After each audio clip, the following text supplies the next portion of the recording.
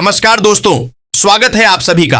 आप देख रहे हैं ग्राम पंचायत जिला क्षेत्र बिहार राज्य की सुर्खियां। जुड़े रहिए ताजा और बड़े खबरों के साथ। केंद्र सरकार और बिहार के मुख्यमंत्री श्री नीतीश कुमार जी ने 2026 में कौन कौन सी बड़ी योजना और नए नियम लागू किए हैं। 1 करोड़ युवाओं को सरकारी नौकरी देने के लिए ठोस कदम को आगे बढ़ा दिए हैं। गरीबों को 3.5 लाख रुपए का पक्का मकान देने का वायदा को पूरा करने जा रहे हैं। महिलाओं के बैंक खाते में 2 लाख रुपए डीबीटी द्वारा ट्रांसफर करने का दिन तारीख बन चुका है। यह सभी योजना और नए नियम के बारे में एक एक करके विस्तार से। तो दोस्तों, वीडियो को सब्सक्राइब कीजिए और चैनल को एक लाइक कर दीजिए। साथ ही कमेंट करके बताइए कि यह वीडियो आप कहां से देख रहे हैं। साथ ही साथ अगली बड़ी खबर।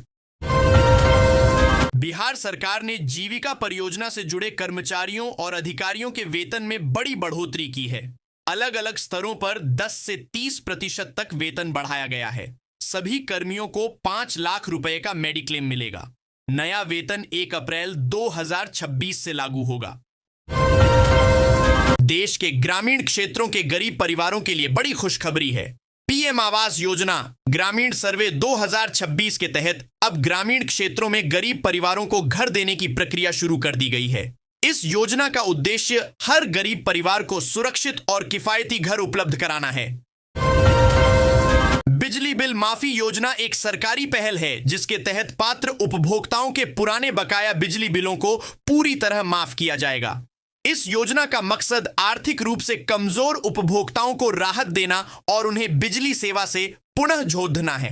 सरकार ने बिजली वितरण कंपनियों को निर्देश दिया है कि वे गरीब उपभोक्ताओं से बकाया वसूली रोकें और माफी प्रक्रिया को जल्द पूरा करें। बिहार में कड़ाके की ठंड अभी लोगों को और भी टॉर्चर करने वाली है। मौसम विभाग की माने तो ऊपरी हिमालय और राजस्थान की ओर से आ रही सर्द हवाओं ने पूरे बिहार को अपने आगोश में ले लिया है। सरसर बह रही पछुआ हवा के चलते शरीर में गलन महसूस हो रही है। रात और सुबह के समय कोहरा सफेद धुंधली चादर की तरह छाया रहा। इसके चलते आबादी वाले इलाकों में खास तौर पर सावधानी बरतने की अपील की जा रही है। बिहार के 82,000 नियोजित शिक्षकों के लिए नए साल की शुरुआत होते ही बड़ा ऐलान कर दिया गया है। नीतीश सरकार की तरफ से सुनहरा मौका शिक्षकों को मिलने वाला है। दरअसल 5वीं सक्षमता परीक्षा को लेकर घोषणा कर दी गई है, जिसके मुताबिक जनवरी के आखिरी या फरवरी के पहले सप्ताह में परीक्षा ली जा सकती है। राजद नेता तेजस्वी यादव अगले हफ्ते एक बार फिर बिहार की राजनीति में पूरी तरह एक्टिव नजर आएंगे। 4 जनवरी को वह दिल्ली से पटना लौटेंगे। इसके बाद 5 और 6 जनवरी को पटना में पार्टी की अहम समीक्षा बैठकें प्रस्तावित हैं। इन बैठकों में प्रदेश अध्यक्ष मंगनी लाल मंडल और पार्टी के वरीय नेताओं के साथ संगठन और आगामी राजनीतिक गतिविधियों पर विस्तार से चर्चा की जाएगी। बिहार के सरकारी अस्पतालों को इसी महीने बड़ी राहत मिलने वाली है। स्वास्थ्य विभाग द्वारा करीब 5,000 नई एएनएम सहायक नर्सदाई की तैनाती की तैयारी पूरी कर ली गई है। संविदा के आधार पर की जा रही 5,006 एएनएम की नियुक्ति प्रक्रिया अब अंतिम चरण में पहुंच चुकी है और जल्द ही इसका परिणाम जारी किया जाएगा। पटना मेट्रो को लेकर काम जोर शोर से चल रहा है। इस बीच पटना के लोगों के लिए बड़ी खबर है। दरअसल 3 से 25 जनवरी तक रूपसपुर फ्लाईओवर के नीचे से दीघा फ्लाईओवर तक नेहर रोड के रूट में गाड़ियां नहीं चलेंगी। जानकारी के मुताबिक सुबह 9 बजे से दोपहर 2 बजे तक इस रूट पर गाड़ियों के चलने पर रोक रहेगी। पटना में लालू प्रसाद यादव के नए निर्माणाधीन आवास को लेकर बिहार की राजनीति गर्मा गई है। जेडीयू ने संपत्ति की जांच की मांग उठाई है, जिस पर सरकार ने आवेदन मिलने पर जांच की बात कही। वहीं राजद ने इसे राजनीतिक साजिश और लालू फोबिया बताया है। बिहार में आयुष्मान योजना के सभी लाभार्थियों को जोड़ने की प्रक्रिया को तेज कर दिया गया है। ऐसे में अब प्राइवेट एजेंसियां घर घर जाकर आयुष्मान कार्ड बनाएगी। इसके लिए टेंडर की प्रक्रिया भी शुरू कर दी गई है। इससे लाभार्थियों को बड़ा फायदा पहुंच सकता है। वर्षों से आधुनिक बस स्टैंड का इंतजार कर रहे छपरा के लोगों के लिए खुशखबरी है। जिला परिषद की ओर से करीब 20 करोड़ रुपए की लागत से 3 मंजिला अत्याधुनिक बस स्टैंड का निर्माण शुरू हो चुका है, जो 2026 में बनकर तैयार होगा।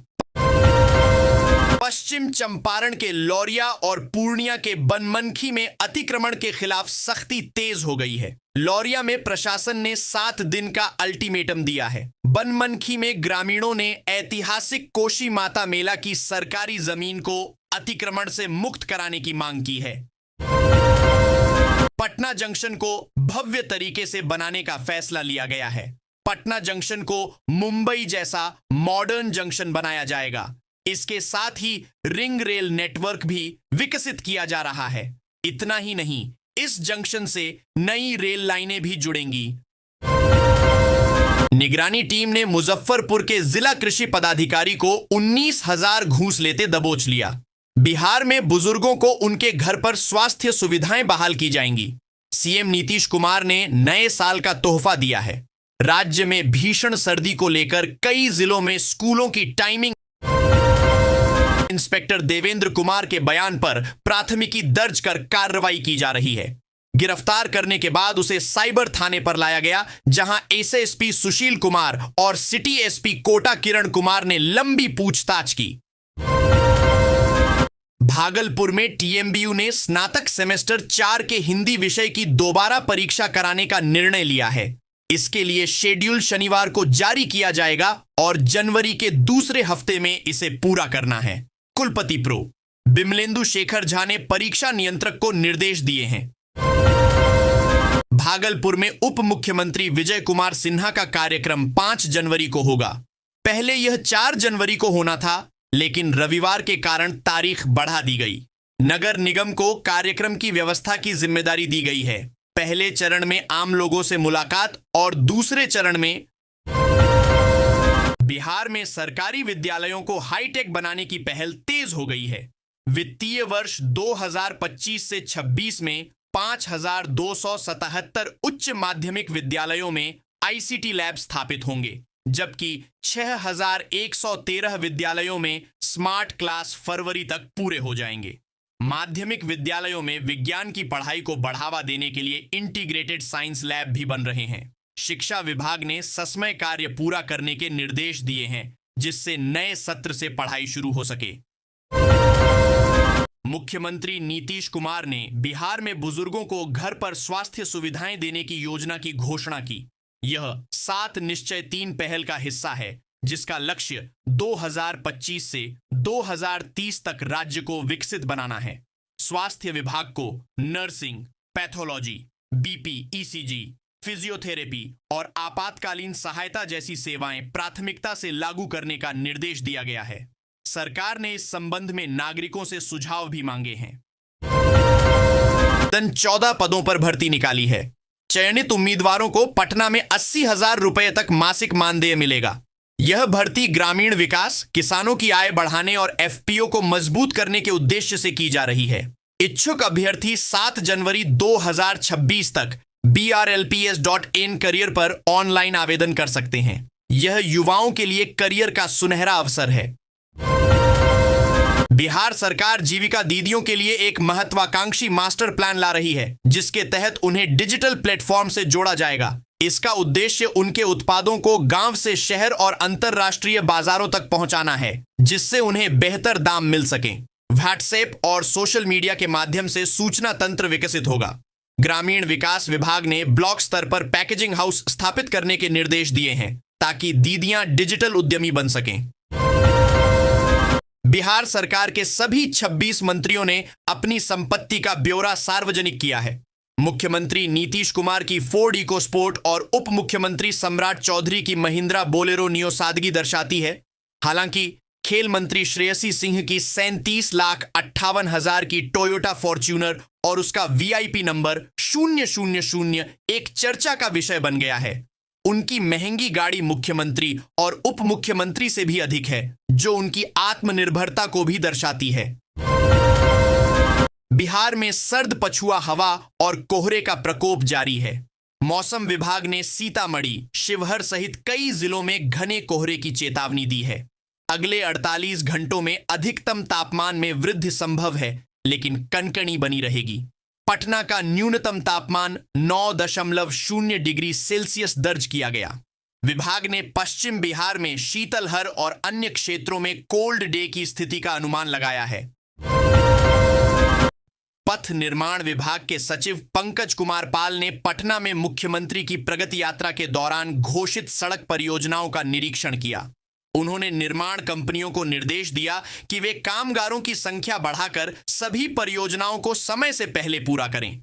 इसमें नेहरू पथ, खगौल रूपसपुर नहर पथ, रूपसपुर सगुना मोड़ नेहरू पथ और एम्स बिहटा रिंग रोड जैसे महत्वपूर्ण कार्य शामिल हैं, जिन पर तेजी से काम चल रहा है। भारत के मुख्य न्यायाधीश न्यायमूर्ति सूर्यकांत पटना के 2 दिवसीय दौरे पर हैं। वे पटना उच्च न्यायालय परिसर में 302.56 करोड़ रुपए की विभिन्न न्यायिक परियोजनाओं का शिलान्यास करेंगे, जिसमें एडीआर भवन, प्रशासनिक ब्लॉक और बहुमंजिला कार पार्किंग शामिल हैं। गया में जजेस गेस्ट हाउस का उद्घाटन भी करेंगे। इसके अतिरिक्त पुनपुन के पोठी गांव में बिहार न्यायिक अकादमी के नए कैंपस का भूमि पूजन भी किया जाएगा। पटना मेट्रो परियोजना के तहत खेमनीचक मेट्रो स्टेशन पर विकास कार्य तेजी से चल रहा है। निर्माण में गुणवत्ता और मजबूती पर विशेष ध्यान दिया जा रहा है। पीईबी गसेट प्लेट और क्लीट के सुधार जैसे महत्वपूर्ण कार्य किए जा रहे हैं ताकि संरचना मजबूत और टिकाऊ बने। अधिकारियों का कहना है कि ये साइलेंट एफर्ट्स भविष्य में सुरक्षित और सुगम मेट्रो यात्रा का आधार बनेंगे, जिससे यात्रियों को समय की बचत और आरामदायक सफर मिलेगा। सरकार जीविका दीदियों को व्हाट्सएप और अन्य सोशल मीडिया से जोड़कर एक सशक्त सूचना प्रणाली विकसित करेगी। इसका उद्देश्य शहर से गांव तक उत्पादन और बिक्री की जानकारी तुरंत पहुंचाना है, जिससे बिहार के उत्पाद अन्य राज्यों और विदेशों तक पहुंच सकें। ग्रामीण विकास विभाग के प्रधान सचिव पंकज कुमार ने समीक्षा बैठक में यह निर्देश दिए। जीविका के सीईओ हिमांशु शर्मा ने महिलाओं के आर्थिक सशक्तिकरण की जानकारी दी। पटना में वीआईपी मूवमेंट के कारण राजीव नगर, अटल पथ और आसपास के इलाकों में शुक्रवार शाम भारी यातायात जाम लग गया। सड़कों पर वाहनों की लंबी कतारें थीं, जिससे दफ्तर से लौट रहे कर्मचारी, स्कूल से बच्चों को लेने निकले अभिभावक और बुजुर्ग घंटों फंसे रहे। सबसे चिंताजनक बात यह थी कि एक एम्बुलेंस भी जाम में फंसी रही, जिसे रास्ता नहीं मिल पाया। स्थानीय लोगों ने प्रशासन की संवेदनहीनता पर आक्रोश व्यक्त किया और वैकल्पिक मार्गों की मांग की।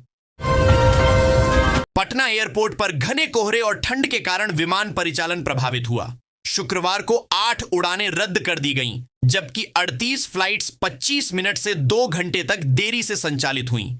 इंडिगो और एयर इंडिया की उड़ानें रद्द होने से यात्रियों को भारी परेशानी हुई। कई यात्रियों को समय पर सूचना नहीं मिली, जिससे उन्हें वैकल्पिक व्यवस्था करने में दिक्कत हुई।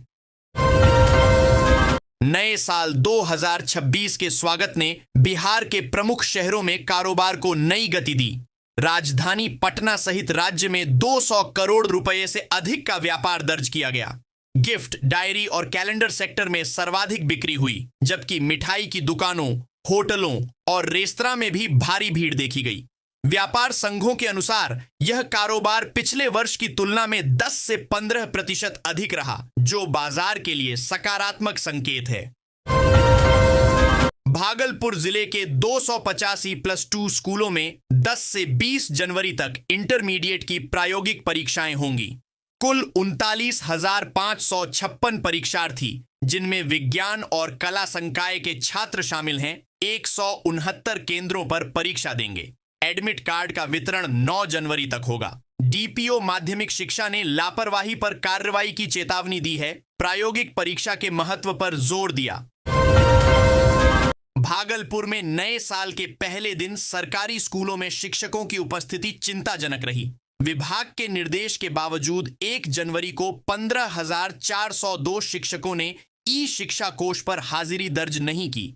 जिलाधिकारी के आदेश की अवहेलना पर डीईओ ने जांच और कार्रवाई की बात कही है। यह घटना शिक्षा व्यवस्था और शिक्षकों की मनमानी पर सवाल उठाती है, जिससे पारदर्शिता की कमी उजागर हुई है। केंद्र सरकार मोटर वाहन अधिनियम 1988 में संशोधन कर रही है। नए मसौदे 2025 में शैक्षणिक संस्थानों की बसों की परिभाषा बदली गई है, जिसमें किराए की स्कूल बसें भी एजुकेशनल बस मानी जाएंगी। वाहनों को वजन के आधार पर नई श्रेणियों में बांटा जाएगा। कॉन्ट्रैक्ट कैरेज की परिभाषा का विस्तार कर मोटरसाइकिल और मोटर कैब को भी शामिल किया गया है, जिससे बाइक टैक्सी जैसी सेवाओं को कानूनी मान्यता मिलेगी। यह छात्रों की सुरक्षा और परिवहन नियमों को मजबूत करेगा। रांची में नॉन इंटरलॉकिंग कार्य के कारण 6 और 7 जनवरी को भागलपुर रांची वनांचल एक्सप्रेस रद्द कर दी गई है, जिससे 1844 यात्रियों की टिकटें निरस्त हुईं। घने कोहरे के चलते विक्रमशिला, फरक्का और ब्रह्मपुत्र मेल जैसी अन्य ट्रेनें भी घंटों देरी से चल रही हैं। यात्रियों को भारी परेशानी का सामना करना पड़ रहा है। इसके अतिरिक्त रेलवे स्टेशन पर नए टेंडर तक वाहन पार्किंग शुल्क नहीं लिया जाएगा। मुजफ्फरपुर में मकर संक्रांति से 10 दिन पहले ही तिलकुट की बिक्री शुरू हो गई है। बाजार में विभिन्न गुणवत्ता और कीमतों के तिलकुट उपलब्ध हैं। इस बार काले तिल के महंगे होने के कारण इसकी लाई सफेद तिल से अधिक दाम पर बिक रही है। गया बिहार शरीफ से आए कारीगर विभिन्न प्रकार के तिलकुट बना रहे हैं। इस एक महीने में लगभग 5 करोड़ रुपए के कारोबार की उम्मीद है। मुजफ्फरपुर के मोतीपुर में NH-27 पर एक गैस टैंकर पलट गया। टैंकर हटाने के दौरान गैस रिसाव शुरू हो गया, जिससे इलाके में अफरा तफरी मच गई। एहतियातन वाहनों की आवाजाही रोकी गई, जिससे 1.5 किलोमीटर लंबा जाम लग गया। पुलिस ने स्थिति संभाली और गैस रिसाव पर काबू पाया। टैंकर बरौनी से नेपाल जा रहा था। राहत की बात है कि इस हादसे में कोई हताहत नहीं हुआ।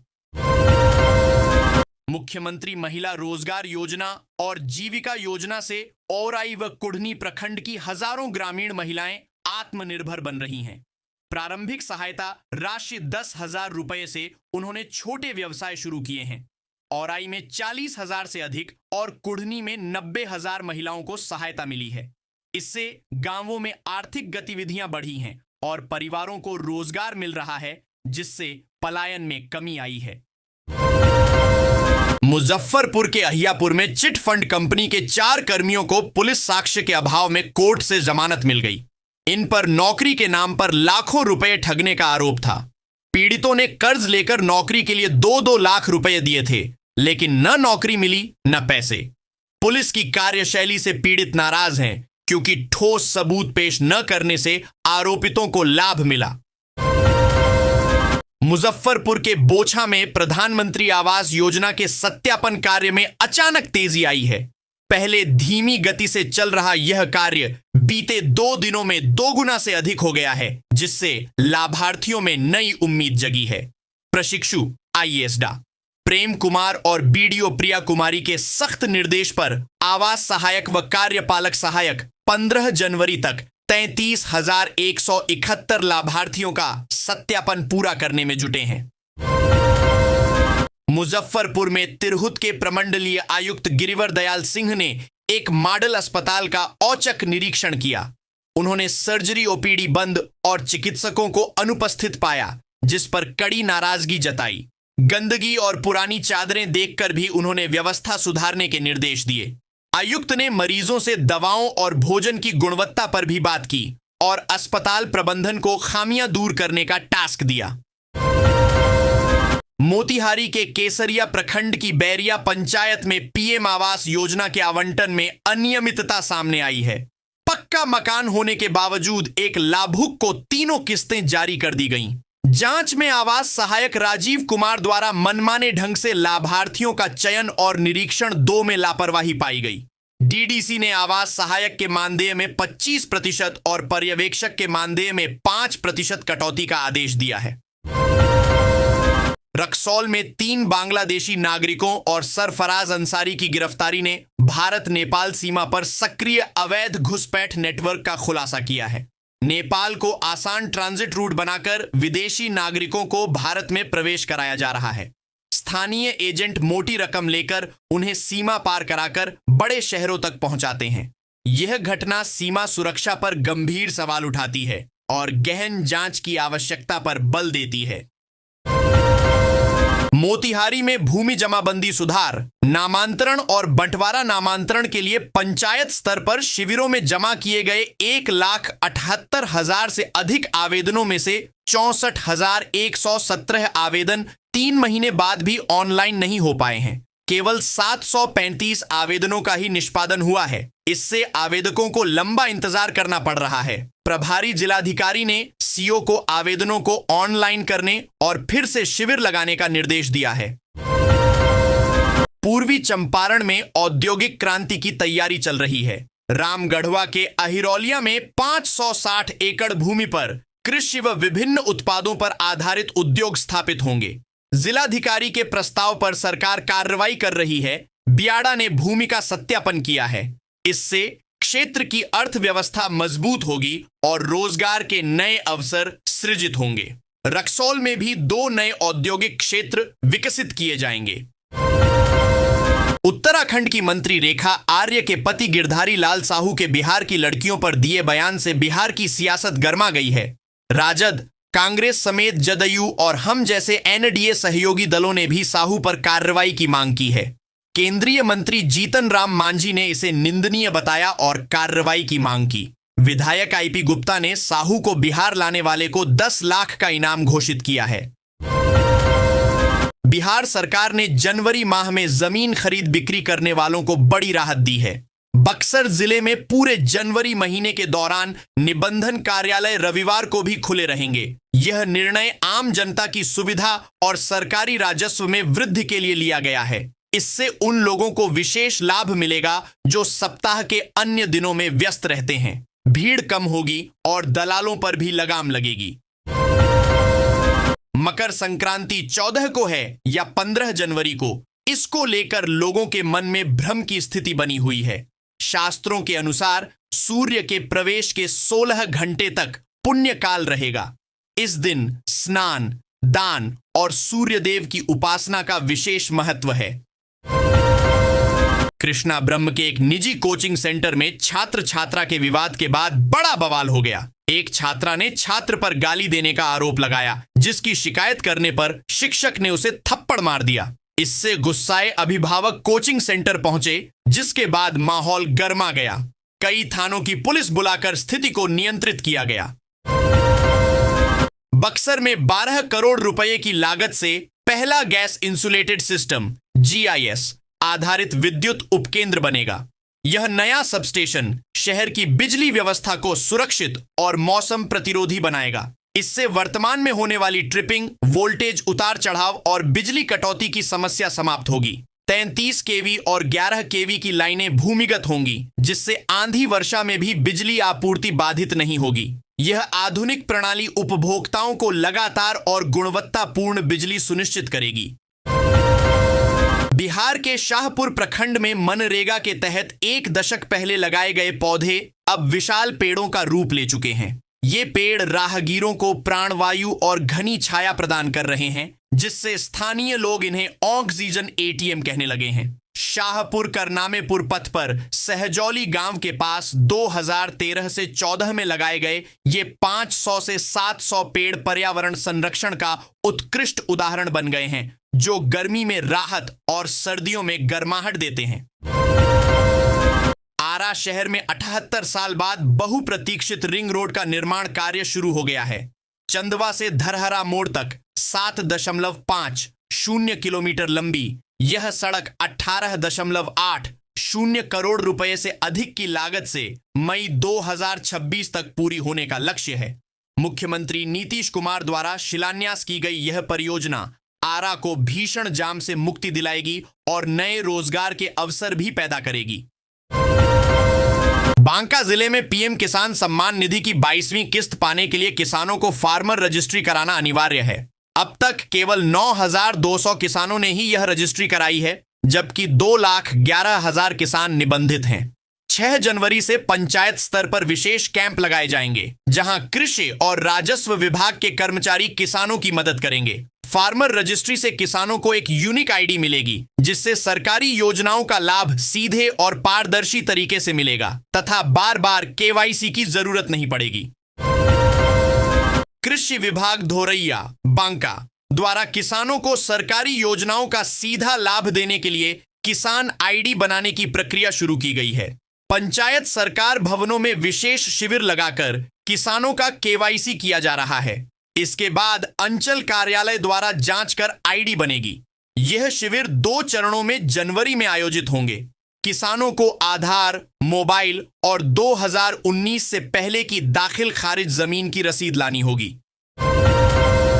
पटना में सीजेआई सूर्यकांत ने लोक गायिका मैथिली ठाकुर की प्रस्तुति की सराहना की।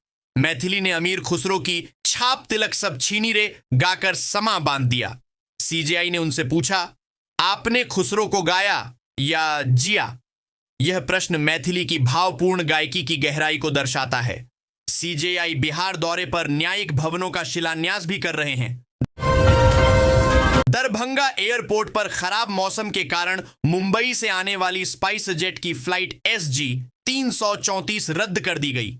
इससे 40 से 50 यात्रियों को वापस लौटना पड़ा। वहीं मुंबई से अकासा की फ्लाइट 6E6 28 1.5 घंटा देरी से पहुंचेगी। दिल्ली और हैदराबाद की उड़ानें निर्धारित हैं, जबकि कोलकाता की फ्लाइट शेड्यूल से बाहर है। कोहरे और 14 डिग्री तापमान के कारण यह स्थिति बनी। खगड़िया जिले में महिलाएं स्वयं सहायता समूहों जीविका के माध्यम से आत्मनिर्भर बन रही हैं। वर्तमान में 40,000 से अधिक महिलाएं लखपति बन चुकी हैं। नए वर्ष में 80,000 और महिलाओं को लखपति बनाने का लक्ष्य है, जिससे उनकी वार्षिक आय 1 लाख से अधिक हो सके। मुख्यमंत्री महिला रोजगार योजना भी महिलाओं को स्वरोजगार स्थापित करने में मदद कर रही है, जिससे जिले में नारी सशक्तिकरण को बढ़ावा मिल रहा है। ललित नारायण मिथिला विश्वविद्यालय LNMU ने 2029 तक पेपरलेस बनने का लक्ष्य रखा है। कुलपति प्रोफेसर संजय कुमार चौधरी ने समर्थ ई-गवर्नेंस प्लेटफॉर्म के माध्यम से डिजिटल प्रक्रिया को सरल बनाने पर जोर दिया। एक कार्यशाला में बताया गया कि समर्थ शिक्षकों और कर्मियों को प्रशासनिक कार्यों में सहायता करेगा, जिससे विश्वविद्यालय आत्मनिर्भर बनेगा और डिजिटल शिक्षा को बढ़ावा मिलेगा। दरभंगा में ललित नारायण मिथिला विश्वविद्यालय के कुलपति प्रो संजय कुमार चौधरी ने मैथिली पत्र साहित्य नामक शोध आलेखों के संग्रह का लोकार्पण किया। विद्यापति पीठ द्वारा आयोजित राष्ट्रीय संगोष्ठी के अवसर पर यह पुस्तक जारी की गई, जिसमें 46 शोध आलेख संकलित हैं। कुलपति ने इसे साहित्य प्रेमियों और शोधार्थियों के लिए मील का पत्थर बताया। मैथिली विभाग के प्रयासों की सराहना की गई। दरभंगा में बुड़कों के निर्माण कार्यों से नागरिक परेशान हैं। मिर्जापुर में नाला निर्माण के दौरान पेयजल पाइपलाइन क्षतिग्रस्त हुई और अब धूल से लोग जूझ रहे हैं। दुकानदारों का व्यवसाय प्रभावित हो रहा है। किला घाट स्थित डाइट परिसर की 30 फीट नई दीवार नाला खुदाई के कारण गिर गई, जिससे महिला प्रशिक्षणार्थियों की सुरक्षा पर सवाल उठे हैं। बुड़कों के कार्यपालक अभियंता ने जल्द ही दीवार की मरम्मत का आश्वासन दिया है।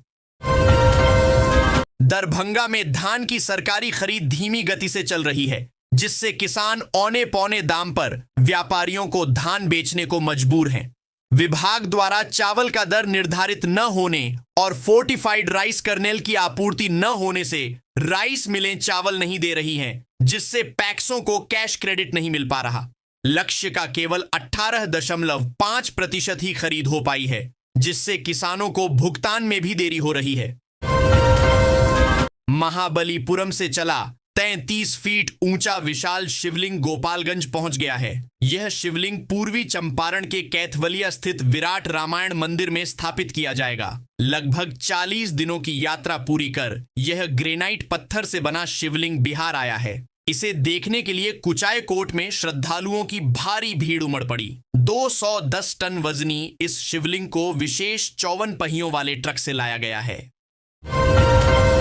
गोपालगंज में यूडाइस पोर्टल पर कक्षा 1 के छात्रों की प्रविष्टि समय पर पूरी न करने पर शिक्षा विभाग ने सख्त कार्रवाई की है। 106 विद्यालयों के प्रधानाध्यापकों का वेतन स्थगित कर दिया गया है। जिला शिक्षा पदाधिकारी योगेश कुमार ने इसे कार्य के प्रति लापरवाही मानते हुए यह कदम उठाया।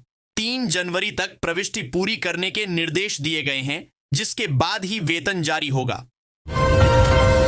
एनआईए की टीम सितंबर में गिरफ्तार पीएफआई के पूर्व प्रदेश अध्यक्ष महबूब आलम नदवी से जुड़े मामले में फिर किशनगंज पहुंची है।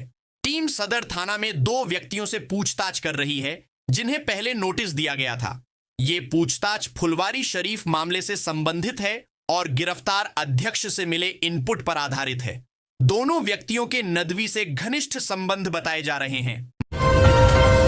मधेपुरा को औद्योगिक हब बनाने की दिशा में बिहार सरकार तेजी से काम कर रही है। बिहार औद्योगिक क्षेत्र विकास प्राधिकरण बियाडा के लिए जिले में 557 एकड़ भूमि चिन्हित की गई है। जिला उद्योग विभाग ने तैयारियां शुरू कर दी हैं। 6 जनवरी को निवेशक मीट का आयोजन होगा जिसमें उद्यमियों के हितों और भविष्य की संभावनाओं पर चर्चा की जाएगी। इससे जिले में रोजगार के नए अवसर सृजित होंगे।